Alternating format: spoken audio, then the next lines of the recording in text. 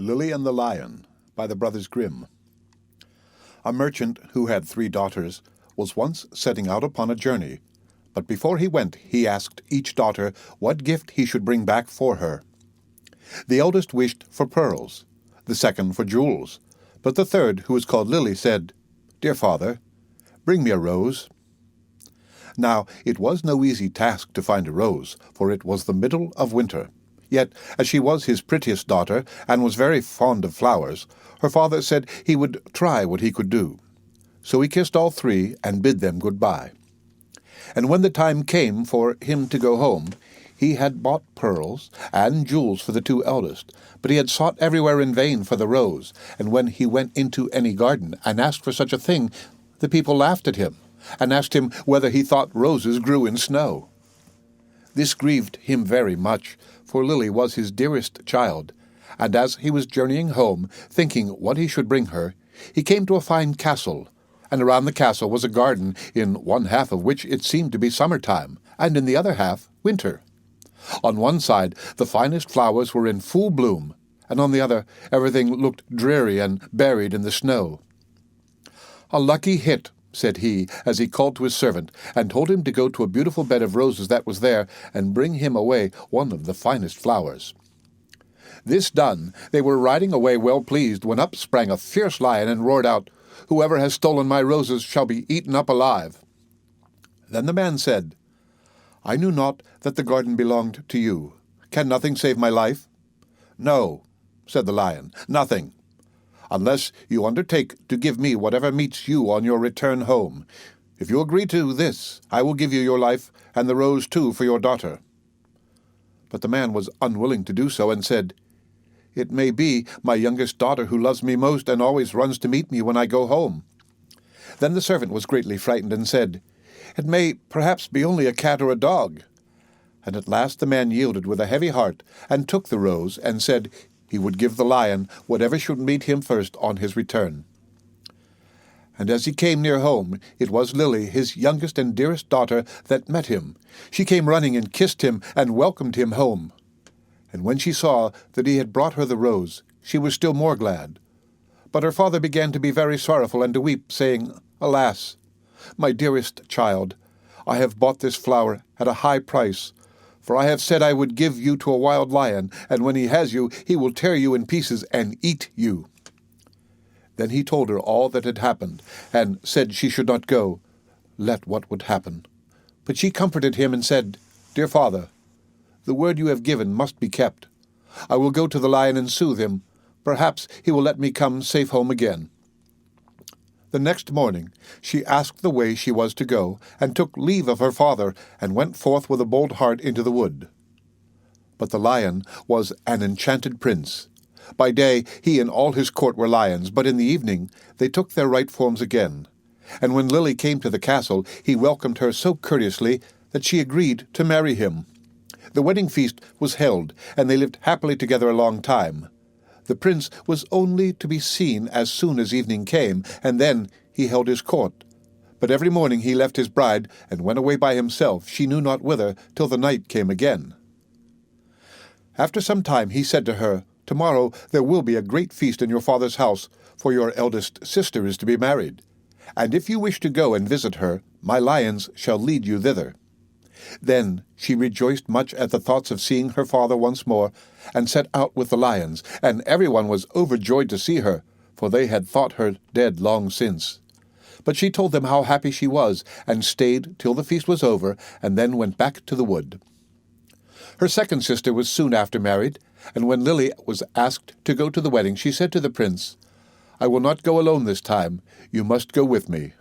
But he would not, and said that it would be a very hazardous thing, for if the least ray of the torchlight should fall upon him, his enchantment would become still worse, for he should be changed into a dove, and be forced to wander about the world for 7 long years.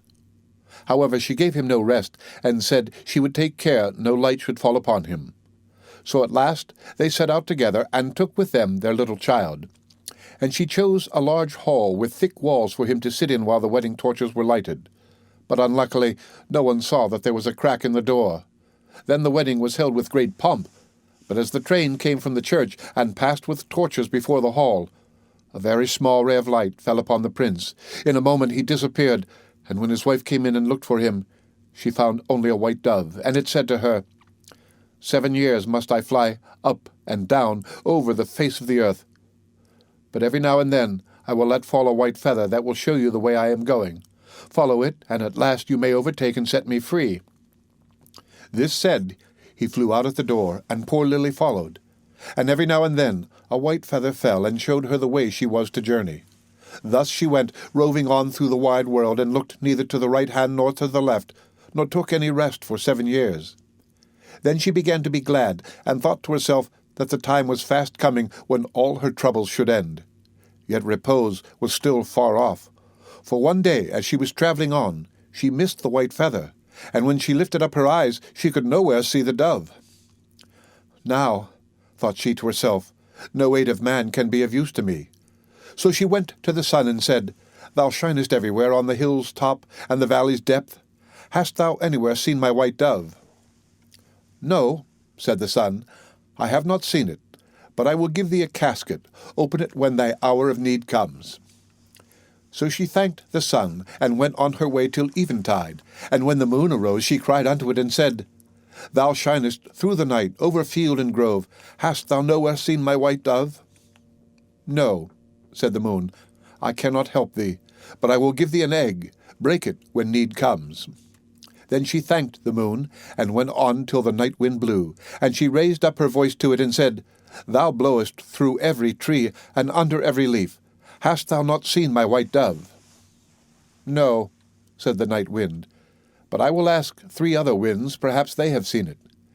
Then the east wind and the west wind came, and said they too had not seen it. But the south wind said, "I have seen the white dove. He has fled to the Red Sea, and is changed once more into a lion. For the 7 years are passed away, and there he is fighting with a dragon, and the dragon is an enchanted princess who seeks to separate him from you." Then the night wind said, "I will give thee counsel. Go to the Red Sea. On the right shore stand many rods. Count them, and when thou comest to the 11th, break it off, and smite the dragon with it. And so the lion will have the victory, and both of them will appear to you in their own forms. Then look round, and thou wilt see a griffin winged like bird sitting by the Red Sea. Jump onto his back with thy beloved one as quickly as possible, and he will carry you over the waters to your home. I will also give thee this nut," continued the night wind.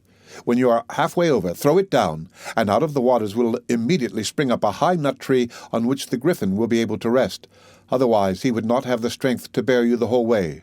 If therefore thou dost forget to throw down the nut, he will let you both fall into the sea." So our poor wanderer went forth, and found all as the night wind had said. And she plucked the 11th rod, and smote the dragon, and the lion forthwith became a prince, and the dragon a princess again. But no sooner was the princess released from the spell than she seized the prince by the arm, and sprang onto the griffin's back, and went off carrying the prince away with her. Thus the unhappy traveller was again forsaken and forlorn. But she took heart and said, "As far as the wind blows, and so long as the cock crows, I will journey on till I find him once again." She went on for a long, long way, till at length she came to the castle whither the princess had carried the prince, and there was a feast got ready, and she heard that the wedding was about to be held. "Heaven aid me now," said she, and she took the casket that the sun had given her, and found that within it lay a dress as dazzling as the sun itself.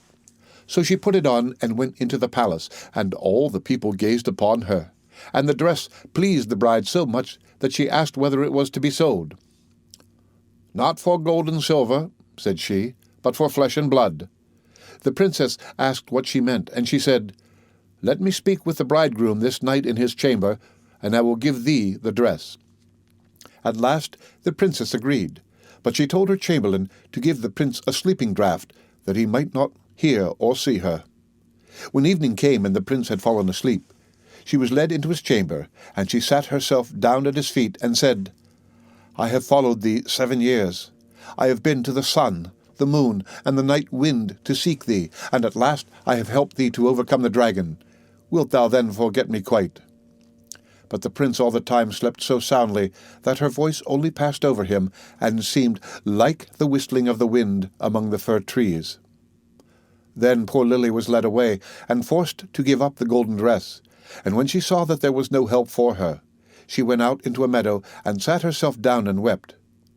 But as she sat, she bethought herself of the egg that the moon had given her. And when she broke it, there ran out a hen and 12 chickens of pure gold that played about, and then nestled under the old one's wings, so as to form the most beautiful sight in the world.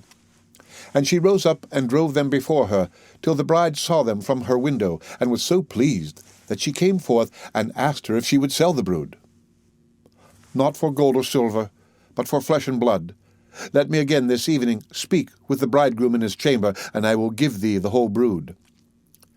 Then the princess thought to betray her as before, and agreed to what she asked. But when the prince went to his chamber, he asked the chamberlain why the wind had whistled so in the night. And the chamberlain told him all, how he had given him a sleeping draught, and how a poor maiden had come and spoken to him in his chamber, and was to come again that night. Then the prince took care to throw away the sleeping draught, and when Lily came and began again to tell him what woes had befallen her, and how faithful and true to him she had been, he knew his beloved wife's voice, and sprang up and said, "You have awakened me as from a dream, for the strange princess had thrown a spell around me, so that I had altogether forgotten you. But heaven hath sent you to me in a lucky hour." And they stole away out of the palace by night unawares, and seated themselves on the griffin, who flew back with them over the Red Sea. When they were halfway across, Lily let the nut fall into the water, and immediately a large nut tree arose from the sea, whereon the griffin rested for a while, and then carried them safely home. There they found their child, now grown up to be comely and fair, and after all their troubles, they lived happily together to the end of their days. The End of The Lily and the Lion by the Brothers Grimm. Read by Rick Kistner for Lit2Go on the web at fcit.usf.edu. Now, what do you suppose that story was a metaphor for? Divorce? Other women coming between a man and his wife, and the man finally coming to his senses and going home?